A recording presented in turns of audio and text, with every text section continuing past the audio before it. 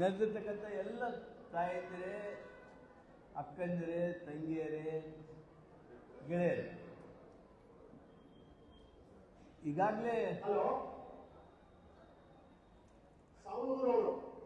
ಈಗಾಗಲೇ ಮಾನ್ಯ GS ಪಾಟೀಲ್ ಉದ್ಘಾಟನೆ ಮಾಡಿ ಮಾತನಾಡಿದ್ದಾರೆ. ಅಲ್ಲ, ನಮ್ಮ ಡಿಸ್ಟ್ರಿಕ್ಟಿಗೆ ಬಂದಾಗ ಸ್ಟಾರ್ಟ್ ಮಾಡಿರೋದನ್ನ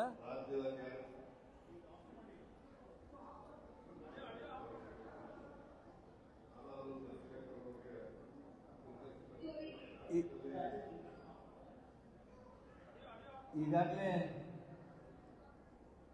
ಮಾನ್ಯ GS ಪಾಟೀಲರು ಮಾತನಾಡಿ ಸಾಕಷ್ಟು ವಿವರಗಳನ್ನು ತಮ್ಮ ಜೊತೆಗೆ ಹಂಚಿಕೆ ಮಾಡಿಕೊಂಡಿದ್ದಾರೆ. ರಾಜಕೀಯವಾಗಿ, ಸಾಮಾಜಿಕವಾಗಿ, ಆಡಳಿತಾತ್ಮಕವಾಗಿ ನೀವೇನು ನಿಲುವನ್ನು ತಾಳಬೇಕು ಅನ್ನೋದ್ರ ಬಗ್ಗೆ ಸೂಚನೆಯನ್ನು ನೀಡಿದ್ದಾರೆ.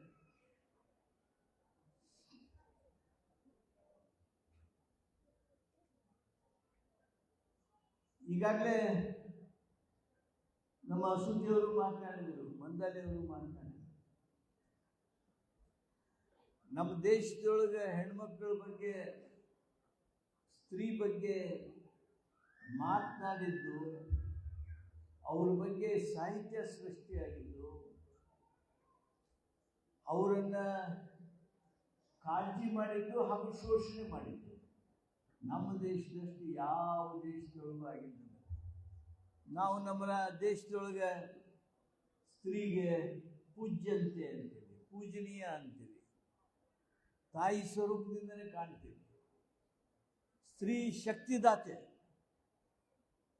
ಸ್ತ್ರೀ ಸಹನೆಯ ಪ್ರತೀಕ, ಸ್ತ್ರೀ ಕಳಕಳಿ ಕಾಳಜಿ ಕೇಂದ್ರ. ಅಂಥ ಸ್ತ್ರೀಗೆ ಸ್ವಾತಂತ್ರ್ಯ ಕೊಡಿ, ಅಂಥ ಸ್ತ್ರೀಗೆ ಸಮಾನತೆ ಕೊಡಿ, ಅಂಥ ಸ್ತ್ರೀಗೆ ಅಧಿಕಾರ ಕೊಡಿ ಅಂತೇಳಿ ಇವತ್ತು ನಿನ್ನೆ ಮಾತಾಡಿದ್ದಲ್ಲ, ಮೊನ್ನೆ ಇಲೆಕ್ಷನ್ಯಾಗ ಮಾತಾಡಲಿಲ್ಲ. 12ನೇ ಶತಮಾನದೊಳಗೆ ಬಸವಣ್ಣವರು ಸ್ತ್ರೀಗೆ ಸ್ವಾತಂತ್ರ್ಯ ಕೊಡಿ, ಸ್ತ್ರೀಗೆ ಸಮಾನತೆ ಕೊಡಿ, ಸ್ತ್ರೀಗೆ ಆಧ್ಯಾತ್ಮಿಕ ಪೂಜೆ ಮಾಡ್ತಕ್ಕಂಥ, ಧಾರ್ಮಿಕವಾಗಿರ್ತಕ್ಕಂಥ ಸ್ವಾತಂತ್ರ್ಯ ಕೊಡಿ, ಸ್ತ್ರೀಗೆ ಆರ್ಥಿಕ ಸ್ವಾತಂತ್ರ್ಯ ಕೊಡಿ, ಈ ಎಲ್ಲ ಮಾತುಗಳನ್ನು ವಚನಗಳ ಮೂಲಕ 800 ವರ್ಷಗಳ ಹಿಂದೆ ಹೇಳಿದರು. ಆದರೆ ತಾಯಂದಿರೇ, ನಿಮಗೆಲ್ಲರಿಗೂ ಗೊತ್ತೈತಿ, 25-30 ವರ್ಷದ ಹಿಂದೆ ನಿಮ್ಮನ್ನು ಪುರುಷ ಪ್ರಧಾನವಾಗಿರ್ತಕ್ಕಂಥ ಭಾರತೀಯ ಸಮಾಜ ನಿಮ್ಮನ್ನು ಹೆಂಗೆ ನೋಡ್ತಿತ್ತು. ಮತ್ತು ಬೇರೆದವ್ರಲ್ಲ, ನಿಮ್ಮ ಮಾವ ಹೆಂಗೆ ನೋಡ್ತಿದ್ದ, ನಿಮ್ಮ ಅಪ್ಪ ಹೆಂಗೆ ನೋಡ್ತಿದ್ದ, ನಿಮ್ಮ ಗಂಡ ಹೆಂಗೆ ನೋಡ್ತಿದ್ದ, ನಿಮ್ಮ ಅಣ್ಣ ತಮ್ಮಂದ್ರೆ ಹೆಂಗೆ ನೋಡ್ತಿದ್ರು. ನಿಮಗೆ ಪ್ರೀತಿ ಕಡಿಮೆ ಮಾಡ್ತಿದ್ದಿಲ್ಲ, ಆದರೆ ನಿಮ್ಗೆ ಸ್ವಾತಂತ್ರ್ಯ ಇರಲಿಲ್ಲ. ಎಲ್ಲ ನೀವು ಹೊಸ್ತಿಲ್ದ ಒಳಗೆ, ಅದ್ರಾಗ ಎಲ್ಲ ಜಾತಿ ಪಾತಿ ಇದ್ದ ಸಮಾಜ ಐತಲ್ಲ ನಮ್ಮದು, ಶ್ರೇಣೀಕೃತ ವರ್ಗ ವ್ಯವಸ್ಥೆ ಅಂತ ಏನು ಕರೀತಾರಲ್ಲ. ಅಂದ್ರೆ ಬೇರೆ ಬೇರೆ ದೊಡ್ಡ ಜಾತಿಯವರು, ಅದ್ರ ಕೆಳಗಿನ ಜಾತಿಯವರು, ಅದ್ರ ಕೆಳಗೆ ಮತ್ತು ಅಗ್ದಿ ಕೆಳಗೆ, ಹಿಂಗೇನು ಜಾತಿದ ವ್ಯವಸ್ಥೆ ಮಾಡ್ಯಾರಲ್ಲ. ಇದ್ರಾಗ ಮ್ಯಾಲಿನ ಜಾತಿಯೊಳಗೆ ಅವ್ರ ಹೆಣ್ಮಕ್ಳಿಗೆ ಪೂಜೆ ಮಾಡೋಕ್ಕೆ ಸ್ವಾತಂತ್ರ್ಯ ಇಲ್ಲ, ಇದ್ದಿರಲಿಲ್ಲ. ಅಷ್ಟೇ ಅಲ್ಲ, ಈಗಲೂ ಕೆಲವು ಕಡೆ ಈಗಲೂ ಇಲ್ಲ. ಪೂಜೆ ಮಾಡೋದ್ರಾಗ ಸ್ವಾತಂತ್ರ್ಯ ಇಲ್ಲ. ನಿಮಗೊಂದು 500 ರೂಪಾಯಿ ಬೇಕು ಅಂದರೆ ನಿಮ್ಮ ಮಾವನ್ನ, ನಿಮ್ಮ ಮನೆಯವ್ರನ್ನ, ನಿಮ್ಮ ಅತ್ತೆನ್ನ ಕೇಳ್ಕೊಂತ ಅಡ್ಡಾಡ್ಬೇಕಾಗಿತ್ತು. ಸ್ವಲ್ಪ ಹೆಚ್ಚು ಕಡಿಮೆ ನೀವು ಹೊರಗೆ ಹೋಗಿ ಬಂದ್ರಿ ಅಂದರೆ, ಯಾಕೆ ಹೋಗಿ ಬಂದು, ಏನು ಬಂದು, ಹೊಸ ಸೀರೆ ಮತ್ತೆ ಉಟ್ಕೊಂಡು ಹೋಗಿದ್ದೆಲ್ಲ ಯಾಕೆ ಹೋಗಿದ್ದಿ, ಇವೆಲ್ಲ ಪ್ರಶ್ನೆಯನ್ನು ಒಂದಿಲ್ಲ ಒಂದು ರೀತಿ ನೀವು ಎದುರಿಸಿದವ್ರ. ನೀವು ಅಂಥ ಸಮಾಜವನ್ನು ಬಸವಣ್ಣವರು ತಿದ್ದಬೇಕು, ಮಾರ್ಪಡಿಸ್ಬೇಕು ಅಂಥೇಳಿ ಭಾಳ ಪ್ರಯತ್ನ ಪಟ್ಟರು. ಆದರೆ 800 ವರ್ಷ ನಾವು ಬಸವಣ್ಣವ್ರನ್ನೇನೋ ಫೋಟೋ ಇಟ್ಟು ಪೂಜೆ ಮಾಡಿದ್ದೀವಿ. ಬಸವಣ್ಣವ್ರಿಗೆ ಜಯವಾಗಲಿ ಅಂದ್ವಿ, ಬಸವಣ್ಣವರು ನಮ್ಮವರು ಅಂದ್ವಿ, ನಾವು ಸಾಮಾಜಿಕ ನಾಯಕರು ಮಾಡಿದ್ವಿ ನಾವು ಸರ್ಕಾರದವರು. ಆದರೆ ಅವರು ವಚನ ಪಾಲನೆ ಮಾಡಿರಲಿಲ್ಲ 800 ವರ್ಷಗಳವರೆಗೆ. ಸಂವಿಧಾನದ ತಿದ್ದುಪಡಿ ಆಯಿತು. ನಿಮಗೆಲ್ಲ ಹೆಣ್ಮಕ್ಕಳಿಗೆ ಬಹುದೊಡ್ಡ ಬದಲಾವಣೆ ಬಂತು ಅಂದರೆ ರಾಜೀವ್ ಗಾಂಧಿಯವರು ಸಂವಿಧಾನವನ್ನು 73-74ನೇ ತಿದ್ದುಪಡಿ ಮಾಡಿ ಏನು ಸ್ಥಳೀಯ ಸಂಸ್ಥೆಗಳು, ಪಂಚಾಯತಿ ಐತಿ, ತಾಲೂಕು ಪಂಚಾಯತಿ ಐತಿ, ಜಿಲ್ಲಾ ಪಂಚಾಯತಿ ಐತಿ, ಮುನ್ಸಿಪಾಲ್ಟಿ ಐತಿ, ಕಾರ್ಪೊರೇಷನ್ ಐತಿ, ಅಲ್ಲೇ ಮಹಿಳೆಯರಿಗೆ ಇಷ್ಟು ಸೀಟ್ ಕೊಡಬೇಕ. ಮೊದಲೇ 33 ಅಂದರು, ಆಮೇಲೆ 50 ಅಂದರು. 50% ಅರ್ಧದಷ್ಟು ಮಹಿಳೆಯರಿಗೆ ಕೊಡಬೇಕು. ಯಾವಾಗ ಪಂಚಾಯತಿಯಾಗ ಅರ್ಧ ನಿಮ್ಮ ಸಂಖ್ಯೆ ಆಗಕ್ಕತ್ತು, ಯಾವಾಗ ನೀವು ಪಂಚಾಯತಿ ಅಧ್ಯಕ್ಷರಾದ್ರಿ, ಮುನ್ಸಿಪಾಲ್ಟಿ ಅಧ್ಯಕ್ಷರಾದ್ರಿ, ಯಾವಾಗ ನೀವು ತಾಲೂಕು ಪಂಚಾಯತಿ, ಜಿಲ್ಲಾ ಪಂಚಾಯತಿ ಅಧ್ಯಕ್ಷರಾದ್ರಿ, ಅವಾಗ ನೋಡ್ರಿ 1 ಟರ್ಮು 2 ಟರ್ಮು ನೀವು ಎಷ್ಟು ಚಲೋ ಇದ್ರಿ ಅಂದ್ರೆ ನಿಮ್ಮ ಮನೆಯವ್ರು ಏನು ಹೇಳ್ತಿದ್ರು ಹಂಗೆ ಕೇಳ್ತಿದ್ರಿ. ಅವ್ರು ಇಲ್ಲಿ ಸಹಿ ಮಾಡೋದ್ರೆ ಮಾಡ್ತಿದ್ರಿ, ಚೆಕ್ಕಿಗೆ ಸಹಿ ಮಾಡೋದ್ರೆ ಮಾಡ್ತಿದ್ರಿ. ಆದರೆ 2 ಟರ್ಮ್ ಆದಮೇಲೆ ಈಗ ಮಹಿಳೆ ತನ್ನ ತಾಕತ್ತು ತೋರಿಸಿದ್ದಾಳೆ, ಮಹಿಳೆ ತನ್ನ ಜಾಣತನವನ್ನು ತೋರಿಸಿದ್ದಾಳೆ, ಮಹಿಳೆ ತಾನು ಆಡಳಿತ ಮಾಡಬಲ್ಲೆ ಅಂತ ತೋರಿಸಿದ್ದಾಳೆ. ಹಿಂದಕ್ಕೆ ಬರೀ ಒಬ್ಬ ಇಂದಿರಾ ಗಾಂಧಿ ಇರ್ತಿದ್ದು, ಹೇಳಿದ್ರಲ್ಲಿ ಈಗ JS ಪಾಟೀಲ್ರು ಪಾಕಿಸ್ತಾನ ಕೂಡ ಯುದ್ಧ ಮಾಡಿ ವಿಭಜನೆ ಮಾಡಿ ಪಾಕಿಸ್ತಾನವನ್ನು, ಇಂದಿರಾ ಗಾಂಧಿ ನೀ ಸ್ತ್ರೀ ಅಲ್ಲ, ನೀ ದುರ್ಗಾ ಮಾತೆ ಅಂತೇಳಿ ಅನಿಸ್ಕೊಂಡಿರ್ತಕ್ಕಂಥ ಇಂದಿರಾ ಗಾಂಧಿ ಒಬ್ಬರು. ಆದರೆ ಈಗ ಊರಿಗೊಬ್ಬೊಬ್ಬರು ಇಂದಿರಾ ಗಾಂಧಿ ಆಗಿದ್ದೀರಿ, ಊರಿಗೊಬ್ಬೊಬ್ಬರು ಇಂದಿರಾ ಗಾಂಧಿ ಆಗಿದ್ದೀರಿ. ಅದು ನಾವು ತಂದ ಬದಲಾವಣೆಯ, ರಾಜೀವ್ ಗಾಂಧಿ ತಂದ ಬದಲಾವಣೆಯ ದೊಡ್ಡ ಯಶಸ್ಸು. ಇಷ್ಟು ಮಂದಿ ಹೆಣ್ಮಕ್ಳು ನೀವು ಕೂಡ್ತಿದ್ರಿ, ಎಲ್ಲಿ ಕೂಡ್ತಿದ್ರಿ ನೀವು? ಎಲ್ಲರ ಮಠದಾಗ ಕೀರ್ತನಕ್ಕೆ ಕೂಡ್ತಿದ್ರಿ, ಅಲ್ಲಿ ತೊಗೊಂಡೋಗಿ ಅಲ್ಲೇ ಬತ್ತಿ ಮಾಡ್ಕೊಂತ ಕುಂತಿದ್ದಿದ್ರಿ, ರಗಡ್ ಮಂದಿ ಇರ್ತಿದ್ರಿ, ಪ್ರಸಾದ ಮಾಡಿ ಮನೆಗೆ ಹೋಗ್ಬಿಡ್ತಿದ್ರಿ, ಈ ಸ್ವಾಮಿಗಳಿಗೆ ನಮಸ್ಕಾರ ಮಾಡಿ. ಸಾಮಾಜಿಕವಾಗಿ ಇರ್ತಕ್ಕಂಥ ಯಾವ ಕಾರ್ಯಕ್ರಮಕ್ಕೆ ಬರ್ತಿದ್ದಿಲ್ಲ ನೀವು, ಅಥವಾ ರಾಜಕೀಯವಾದ ಕಾರ್ಯಕ್ರಮಕ್ಕೆ ಬರ್ತಿರ್ಲಿಲ್ಲ ನೀವು. ಆಡಳಿತಾತ್ಮಕವಾಗಿರ್ತಕ್ಕಂಥ ಏನಾರ ಪಟ್ಟ ಕೊಡದಿದ್ರೆ ಪಟ್ಟ ಇಸ್ಕೊಳಕ್ಕೆ ಬರ್ತಿದ್ರೆ ಹೊರತು ಮತ್ತೊಂದು ಕಾರಣಕ್ಕೆ ಬರ್ತಿರಲಿಲ್ಲ. ಇವತ್ತು ನಿಮ್ಮಲ್ಲಿ ಮಾನಸಿಕ ಬದಲಾವಣೆ ಆಗಿದೆ, ಸಾಮಾಜಿಕ ಬದಲಾವಣೆ ಆಗಿದೆ. ಅಷ್ಟೇ ಅಲ್ಲ, ಆತ್ಮವಿಶ್ವಾಸ ಬಂದಿದೆ. ನಿಮ್ಗೆ ಆತ್ಮವಿಶ್ವಾಸ ಬಂದೈತಿ ಅಂತ ಹೇಳಿನ ನಮ್ಮ ಜಿಲ್ಲಾದೊಳಗೆ ಈ ವರ್ಷ 4,25,00,000 ಹೆಣ್ಮಕ್ಳು ನಮ್ಮ ಜಿಲ್ಲೆಯವರು KSRTC ಬಸ್ನೊಳಗೆ 13,60,00,000 ನಮ್ಮ ಜಿಲ್ಲೆಯೊಳಗೆ 13,60,00,000 ಹೆಣ್ಮಕ್ಳು ಪ್ರವಾಸ ಮಾಡಿದ್ರು. ಸಣ್ಣದ ಎಲ್ಲಿ ಬೇಕಾದಲ್ಲಿ ಹೋಗ್ರಿ, ಧರ್ಮಸ್ಥಳಕ್ಕೆ ಹೋಗ್ರಿ ನೀವು, ನಾವು ಗದಗಿನವ್ರಿ ಅಣ್ಣಾರ ಅಂತ ಬಂದೇ ಬಿಟ್ಟಿದ್ದೀರಿ. ನಾವು ಬರೇ ನಮ್ಮಂದೇ ಇರ್ತದೆ ಬಿಡು ಅಂತ ನಾವು ಎಲ್ಲರೂ ಹೊರನಾಡಿಗೆ ಹೋದಿವಿ ಅಂದ್ರೆ ಓಡಾಡಿ ಬರ್ತಾರೆ. ಓಡಾಡಿ ಬಂದ ಕೂಡ ಗುರ್ತಾಗ್ತದೆ ನಮಗೆ, ಗದಗಿನವರ ಬಂದರು, ಗದಗಿನವರ ಬಂದರು.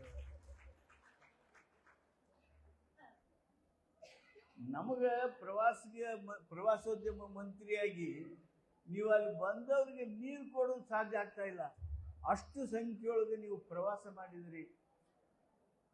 ಅಷ್ಟೇ ಅಲ್ಲ, ನಿಮ್ಮ ಜ್ಞಾನ ಕ್ಷಿತಿಜವನ್ನು ವಿಸ್ತಾರ ಮಾಡಿಕೊಂಡು ಎಲ್ಲಿಂದ ಬೀದರಿಂದ ಮೈಸೂರು ಮಠ ಪ್ರವಾಸ ಮಾಡಿದ್ರಿ. ಎಷ್ಟು ನಿಮ್ಗೆ ಸಂತೋಷ. ಯಾರು ಮಾವಿಗೆ ಹೇಳ್ಬೇಕಾಗಿಲ್ಲ, ಮನೆಯವ್ರಿಗೆ ಹೇಳ್ಬೇಕಾಗಿಲ್ಲ, ಮಕ್ಕಳಿಗೆ ಹೇಳ್ಬೇಕಾಗಿಲ್ಲ.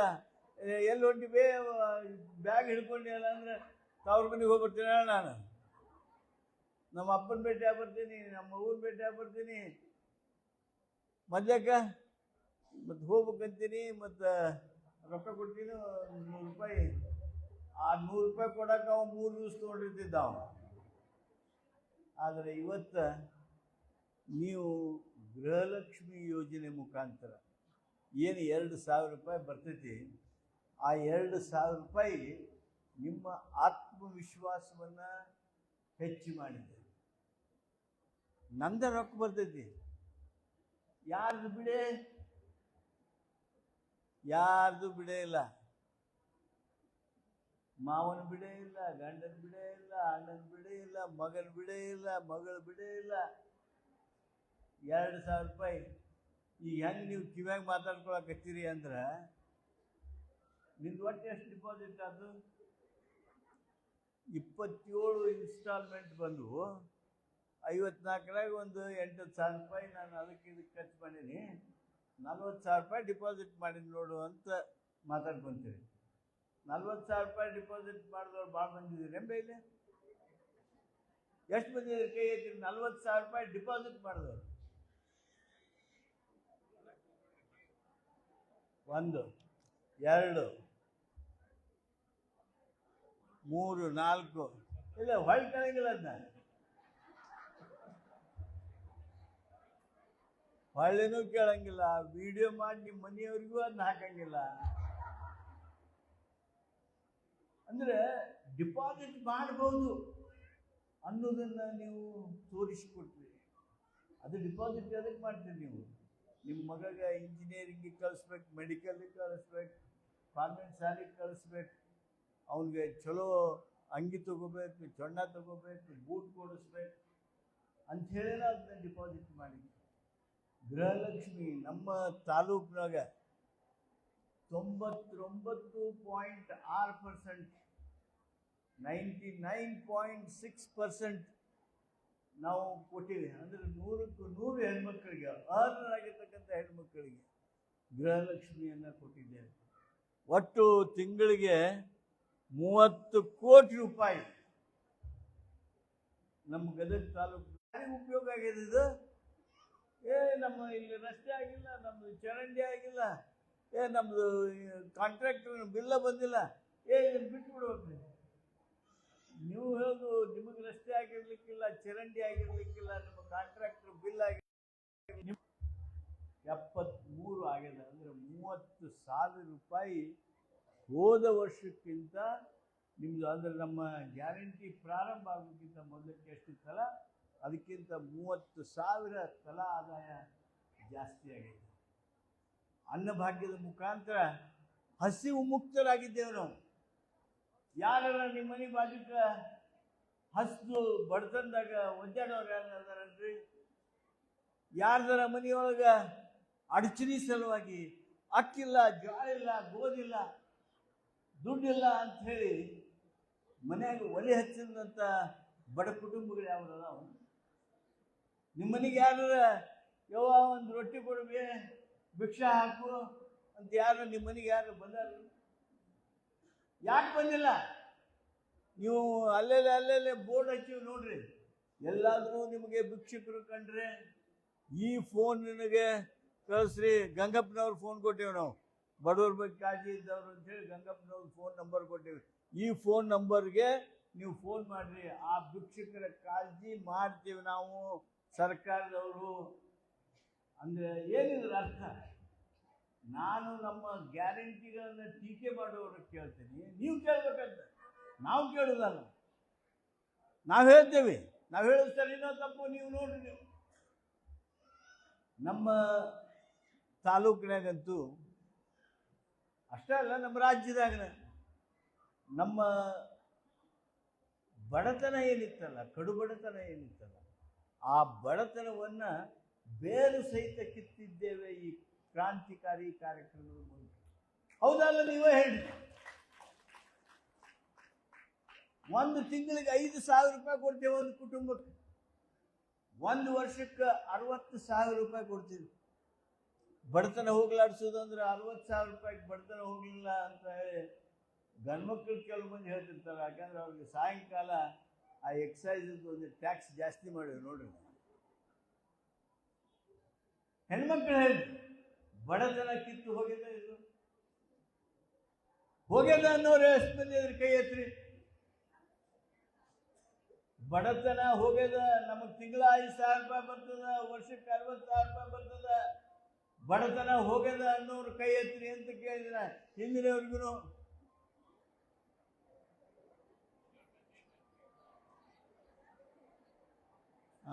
ಈಗ ಅಡ್ಡಿ ಇಲ್ಲ. ನಮ್ಮ ಗ್ಯಾರಂಟಿ ಯೋಜನೆ ಮುಟ್ಟೈತಿ ಅಂದಂಗೆ ಆತ.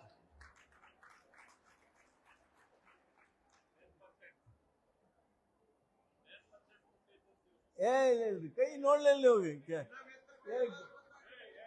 ಬರೋಬ್ಬರಿ ಕೈ ಎತ್ರಿ. ಇಲ್ಲ GS ಮಾಡಿದ್ರೆ 10% ಇರ್ತಾರೆ ನೋಡ್ರಿ.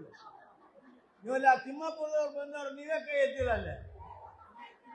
ಈಗ ನೋಡ್ರಿ, ಈಗ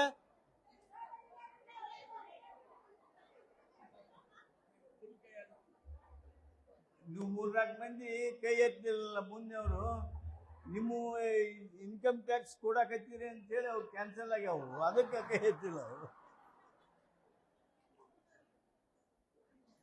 ನೋಡ್ರಿ, ಯಾರ ನಾವು ಕಲ್ಪನೆ ಮಾಡ್ಕೊಂಡಿದ್ದೀವಿ ಬಡತನವನ್ನು ನಿರ್ಮೂಲನೆ ಮಾಡ್ತೀವಿ, ಬಡತನ ನಿರ್ಮೂಲನೆ ಮಾಡಬೇಕು ಅಂತ ಹೇಳಿ ಜಗತ್ತಿನಲ್ಲಿ ಬಹಳ ಧೈರ್ಯವಾಗಿ ಹೇಳ್ತಕ್ಕಂಥವ್ರು ಯಾರು ಇದ್ರೆ ಯಾವ ಗಣವನ್ನು ಹೇಳಿಲ್ಲ. ಅದನ್ನ ಇಂದಿರಾ ಗಾಂಧಿ ಹೇಳಿದ್ರು. ಇಂದಿರಾ ಗಾಂಧಿ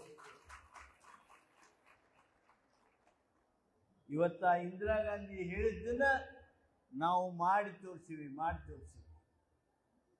ಇದನ್ನ ಹೆಂಗರ ಮಾಡಿ ಕೈ ತಿರುವಿ ಚೂಟಿ ಬಂದ್ ಮಾಡಿಸ್ಬೇಕು ಅಂತ ಹೇಳಿ ನಮ್ಮ ಮೋದಿ ಸಾಹೇಬರು ಬಹಳ ಪ್ರಯತ್ನ ಮಾಡಿದ್ರು. ನಮಗೆ ಕೊಡ್ಬೇಕಾದ ರೊಕ್ಕ ಬರಗಾಲ ಪರಿಹಾರದ ಹಣ ಕೊಳ್ಳೇ ಇಲ್ಲ ನಮಗೆ. ಅದನ್ನ ತಗೊಂಡ್ ಬರ್ಬೇಕಾದ್ರೆ ನಾವು ಮತ್ತೆ ಸುಪ್ರೀಂ ಕೋರ್ಟ್ ಹೋಗ್ಬೇಕಾದ. ನಮಗೆ ಭದ್ರಾದ್ದು ಸುಧಾರಣೆ ಮಾಡೋದಕ್ಕೆ, ಅಭಿವೃದ್ಧಿ ಮಾಡೋದಕ್ಕೆ 5,300 ಕೋಟಿ ರೂಪಾಯಿ ಕೊಡ್ತೀರಿ ಅಂದ್ರು. ಒಂದು ನಯಾ ಪೈಸಾ ಕೊಡಲಿಲ್ಲ. GSTನ ಒಮ್ಮಿಂದೊಮ್ಮಕ್ಕಲೇ ಇಳಿಸಿ ನಮ್ಮ ರಾಜ್ಯಕ್ಕೆ ಸುಮಾರು 20,000 ಕೋಟಿ ರೂಪಾಯಿ ಕಡಿಮೆ ಆಗೋಗಿ ಮಾಡಿದ್ರು ಆದಾಯನ. ಅಂದ್ರೆ ನೋಡ್ರಿ, 20,000, 5,000 ಮತ್ತು ಬೇರೆ ಬೇರೆ ಅಕ್ಕಿ ಪಕ್ಕಿ ಕೊಡೋದು ರೊಕ್ಕ ಕಡಿಮೆ ಕೊಟ್ಟು ಸುಮಾರು 30-40,000 ಕೋಟಿ ರೂಪಾಯಿಯನ್ನ ಕಡಿಮೆ ಮಾಡಿ ನಮ್ಮನ್ನು ಮಜಾ ನೋಡ್ಬೇಕಂದ್ರೆ ಅವ್ರು ಹೆಂಗೆ ಕೊಡ್ತಾರೆ? ಕೊಡಲಿ ಅವರು. ನಮ್ಮ ಸಿದ್ದರಾಮಯ್ಯನು ಗಂಡ್ಮಗ, ಇದೇನ ತೊಂದರೆ ಇದ್ರೂ ಸಹಿತ ನಾ ಹೆಂಗಾರ ಕೊಡ್ತೀನಿ, ತೋರಿಸ್ತೀನಿ ಅಂತ ಹೇಳಿ ನಿನ್ನೆ ಬಜೆಟನ್ನು ಕೊಡೋದ್ರ ಮೂಲಕ ಕ್ರಾಂತಿಕಾರಿ ಪಂಚ ಗ್ಯಾರಂಟಿ ಸ್ಕೀಮನ್ನು ಇವತ್ತು ಅತ್ಯಂತ ಯಶಸ್ವಿಯಾಗೋದಕ್ಕೆ ಏನು ಬೇಕು ಆ ಎಲ್ಲ ಸವಲತ್ತುಗಳನ್ನು ಕೊಟ್ಟಿದ್ದಾರೆ. ಅದರ ಜೊತೆಗೆ ಅಭಿವೃದ್ಧಿಗಾಗಿ ತನ್ನದೇ ಆಗಿರ್ತಕ್ಕಂಥ ಕಾರ್ಯಕ್ರಮವನ್ನು ರೂಪು ಮಾಡಿದ್ದಾರೆ. ತಾಯಂದ್ರೆ ನನಗೆ ಭಾರಿ ಖುಷಿ ಆಯ್ತು. ಏನು ಖುಷಿ ಅಂದರೆ, ಈ ಪಂಚ ಗ್ಯಾರಂಟಿಗಳ ಮೂಲಕ ನಮ್ಮ ಗದಗ ತಾಲೂಕಿನಾಗಂತೂ ಕರ್ನಾಟಕದಾಗೆ ನಾವು 1ನೇ ನಂಬರ್ ಇದ್ದೀವಿ. ನಮ್ಮ ಗದಗ ತಾಲೂಕಿನವ್ರದ್ದು ಪೈಪೋಟಿ ಸ್ಪರ್ಧೆ ಯಾರು ಕೂಡ ಇದೆ ಅಂದ್ರೆ ರೋಣ ತಾಲೂಕಿನವ್ರು ಕೂಡ. ಮಂದಾಲಿ ಅಶೋಕ, ಮಿಥುನ್ ಪಾಟೀಲ್ರು. ನಂದು ಪರ್ಸೆಂಟೇಜ್ ಹೆಚ್ಚು, ನಿನ್ನ ಪರ್ಸೆಂಟೇಜ್ ಹೆಚ್ಚು. ನಿನ್ನಲ್ಲಿ ಯಾವ ರೇಷನ್ ಕಾರ್ಡ್ ರದ್ದಾಗಿ ಹಂಗೆ ಉಳಿದಾವ, ನನ್ನಲ್ಲಿ ಉಳಿದಾವ. ಸ್ಪರ್ಧಾತ್ಮಕವಾಗಿ ಬಡವರ ಸೇವೆಯನ್ನು ನಮ್ಮ ಪಂಚ ಗ್ಯಾರಂಟಿ ಕಮಿಟಿ, ನಮ್ಮ ತಾಲೂಕುಗಳ ಕಮಿಟಿ, ನಮ್ಮ ಜಿಲ್ಲಾ ಕಮಿಟಿ ಕೆಲಸ ಮಾಡ್ತೇವೆ. ನಾನು ನಮ್ಮ ಗದಗ ಜಿಲ್ಲೆಯ ಪಂಚ ಗ್ಯಾರಂಟಿ ಅನುಷ್ಠಾನ ಪ್ರಾಧಿಕಾರದ ಅಧ್ಯಕ್ಷರಾದ ಮಾನ್ಯ ಮಂದಾಲಿ ಅವರಿಗೆ, ಈ ಎಲ್ಲ ಆಪ್ಗಳಿಗೆ ಅವ್ರ ಮೊಮ್ಮಗಾಗಿ ಕೆಲಸ ಮಾಡ್ಯಾನ. ನಿಮಗೆ ಮಗ ಆಗಿ ಕೆಲಸ ಮಾಡ್ಯಾನ, ನಿಮ್ಮ ಸಹೋದರ ಆಗಿ ಕೆಲಸ ಮಾಡ್ಯಾನ. ಹೆಂಗೆ ನಮ್ಮ ಜಿಲ್ಲಾಧಿಕಾರಿಗಳ ಒಮ್ಮೊಮ್ಮೆ ಆಶ್ಚರ್ಯ ಪಡ್ತಿರ್ತಾರೆ, ಇವರೆಲ್ಲ ರಾಜಕೀಯ ಬಂದು ಏನಿರು ಪ್ರತಿಯೊಂದು ಕೇಸ್ನಾಗೂ ಹೋಗಿ ಮನೆಗೆ ಹೋಗಿ ಆಫೀಸರ್ ಹತ್ರ ಕುತ್ಕೊಂಡು ಅವ್ರವ್ರ ಆಧಾರ್ ಕಾರ್ಡ್ ಮಾಡಿಸ್ಕೊಡ್ಬೇಕು, ಅವ್ರವ್ರದ್ದು ರೇಷನ್ ಕಾರ್ಡ್ ಮಾಡಿಸ್ಕೊಡ್ಬೇಕು, ಅವರು ವೃದ್ಧಾಪ್ಯ ವೇತನ ನಿಂತುಬಿಟ್ಟೈತಿ ಅದನ್ನು ಕೊಡಿಸ್ಬೇಕು, ಅವ್ರದ್ದು ಕೈ ತಂಬು ತೊಗೊಳಂಗಿಲ್ಲ, ಹೆಂಗಾರ ಮಾಡಿ ಅದಕ್ಕೆ ಐದು ಕೊಡಿಸ್ಬೇಕು, ಮತ್ತೊಂದು ಕೊಡಿಸ್ಬೇಕು ಅಂಥೇಳಿ ಏನು ಹಗಲು ರಾತ್ರಿ ಕೆಲಸ ಮಾಡ್ತಾ ಇದ್ದಾನೆ. ನಾನು ಇಷ್ಟೇ ಹೇಳ್ತೀನಿ, ನಿಮ್ಮ ಆಶೀರ್ವಾದ ಅವನ ಮೇಲೆ ಪಂಚ ಗ್ಯಾರಂಟಿ ಅಧ್ಯಕ್ಷ. ನಿಮ್ಮ ಆಶೀರ್ವಾದ ನಮ್ಮ ಜಿಲ್ಲಾ ಪಂಚ ಗ್ಯಾರಂಟಿ ಅಧ್ಯಕ್ಷ ಅಸೂಟಿ ಅವ್ರ ಮೇಲೆ. ನಾನು ಅವ್ನಿಗೆ ಇದ್ರಿಗೆ ಇಷ್ಟು ಚಲೋ ಮಾಡಿ ಅಂತ ಹೇಳಂಗಿಲ್ಲ, ಯಾಕಂದ್ರೆ ಅವನಿಗೂ ದಿಮಾಗ್ ಬಂದ್ಬಿಡ್ಬಾರ್ದು ಅಂತ.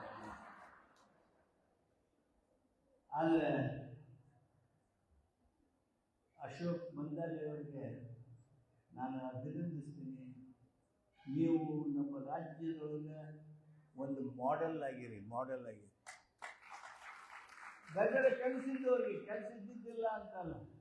ರಾಜಕೀಯ ಕೆಲಸ ಇತ್ತು, ಯುವ ಕಾಂಗ್ರೆಸ್ ಇತ್ತು, ನಮ್ಮ ಪ್ರಚಾರ ಸಮಿತಿ ಇತ್ತು, ನಮ್ಮ ಸೇವಾ ತಂಡದ ಕೆಲಸ ಇತ್ತು.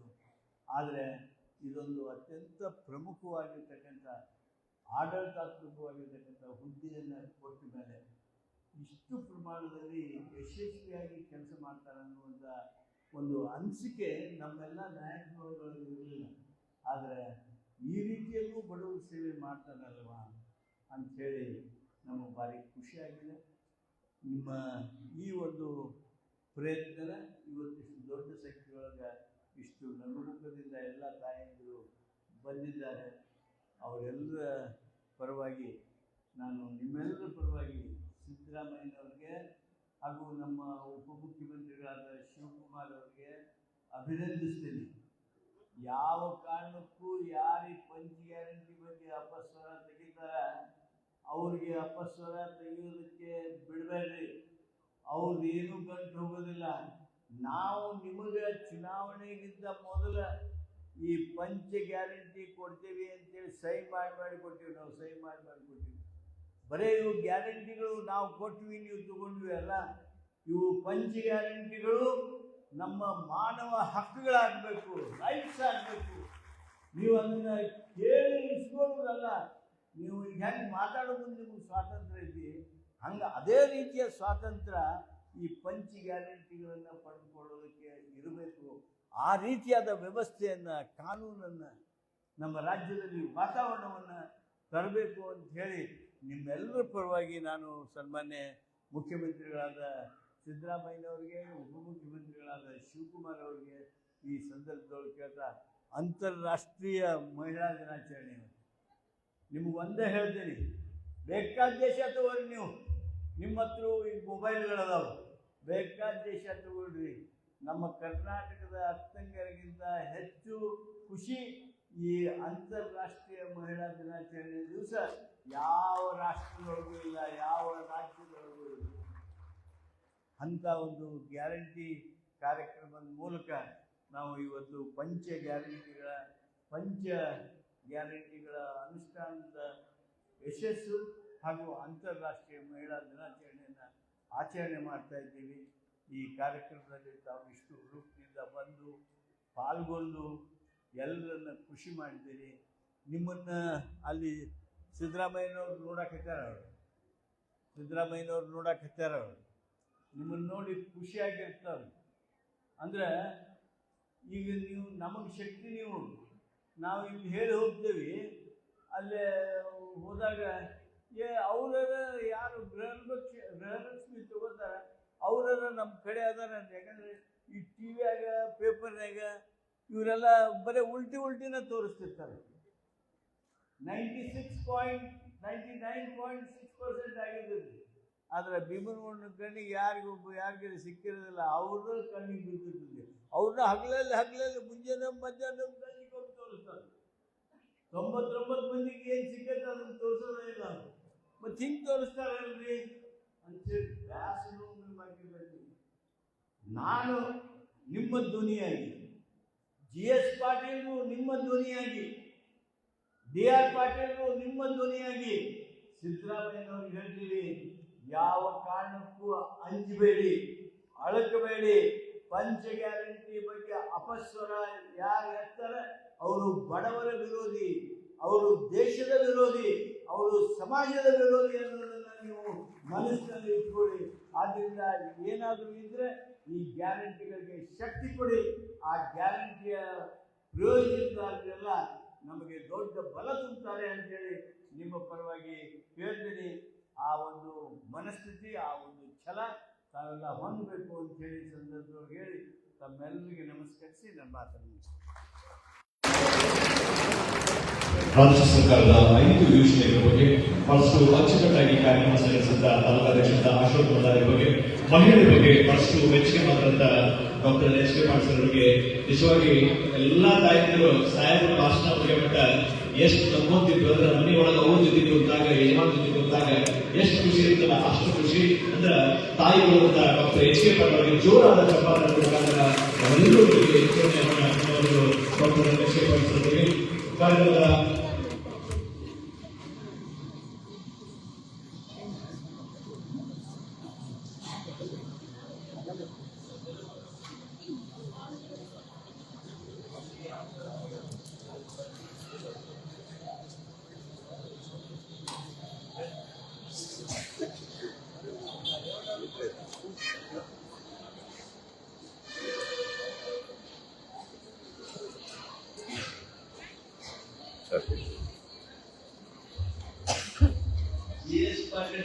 ಮಾಡಿದ್ರೆ ನನಗೆ ಏನ್ರಿ ನೀವು ಗೃಹಲಕ್ಷ್ಮಿ ಯಾಕೆ ತಗೊಂಡಾಗ ಅವ್ರ ಬಗ್ಗೆ ಮಾತಾಡಿದ್ರಿ, ಅವ್ರ ಬಗ್ಗೆ ಹೇಳಿದ್ರಿ, ಅವ್ರ ಬಗ್ಗೆ ಹೇಳಿದ್ರಿ.